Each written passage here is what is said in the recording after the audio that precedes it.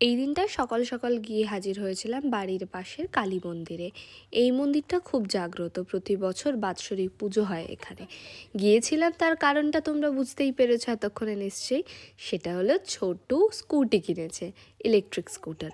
Actually ও এখান থেকে যেহেতু সাতজেলিয়া মনমথনগরে নাচ শেখাতে যায়, সকালবেলা একা যাতায়াত করার ক্ষেত্রে খুব অসুবিধা হয়, কারণ একার জন্য ভ্যান পাওয়া যায় না, অনেকটা লেট হয়ে যায়।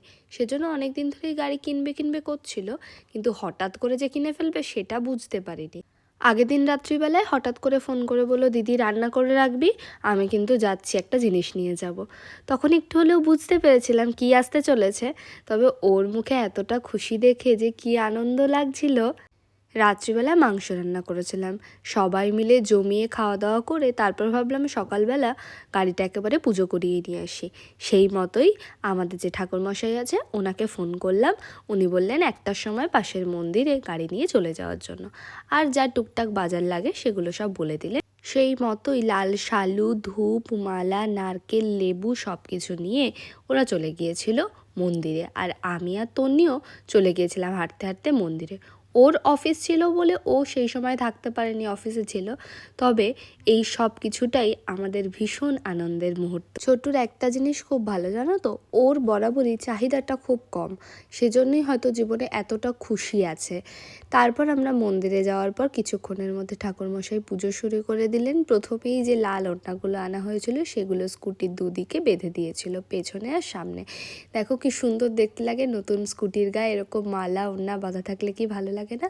তারপর যে নারকেলটা নিয়ে যাওয়া হয়েছিল সেইটা নিয়ে আগুন জ্বালিয়ে কর্পূর দিয়ে সেটাকে এক পাক ঘুরে নিয়ে তারপরে ওই নারকেলটাই ওই স্কুটির সামনে কিন্তু ফাটানো হয়। আর নারকেলটা ফাটানোর পরে সেই জলটা নিয়ে স্কুটির প্রথমের চাকাটায়, তারপর পেছনের চাকাটায় জলটা দিয়ে, আর যে গাড়ির মালিক থাকে তার মাথাতেও কিছু নারকেলের জলে ছিটে দেওয়া হয়। আমি আর তন্নি এদিকে বসে গরমে সেদ্ধ হচ্ছিলাম। কাল কি গরম পড়েছিল না। একদম শেষে যে দুটো পাতিলেবু কেনা হয়েছিল সেই দুটোতে সিঁদুর লাগিয়ে দিয়েছিলেন উনি, আর প্রথমের চাকা এবং পেছনের চাকাটা দিয়ে ওই লেবুটাকেই ফাটিয়ে বেরোতে হয়। আমরা অনেক ছোটোবেলাতেই স্কুটি চালাতে শিখেছিলাম, কিন্তু নতুন তো, সেই জন্য ছোট্টু বারবার একটু বেশি তাড়াতাড়ি চালিয়ে ফেলছিল। শেষে তন্নিকে নিয়ে ওই মন্দিরের সামনের মাঠটাতেই একটু ও গাড়ি চালাচ্ছিল, আর তারপর ফেরার পথে একটু লস্যি খেয়ে নিলাম সবাই মিলে, আর হাঁটতে হাঁটতে বাড়ি চলে আসলাম। খুব সুন্দর একটা মুহূর্ত কাটলো। অন্যের খুশিতে খুশি হলে সেটাই যেন অনেক আনন্দ। বিকেলের দিকে আবার পাশের মাঠে গিয়েছিলাম, আমিও একটু স্কুটিটা চালাচ্ছিলাম। তোমরা জানিও ব্লগটা কেমন লাগলো, ভালো লাগলে অবশ্যই আমার চ্যানেলটাকে সাবস্ক্রাইব করে দিও। Thank you for watching guys.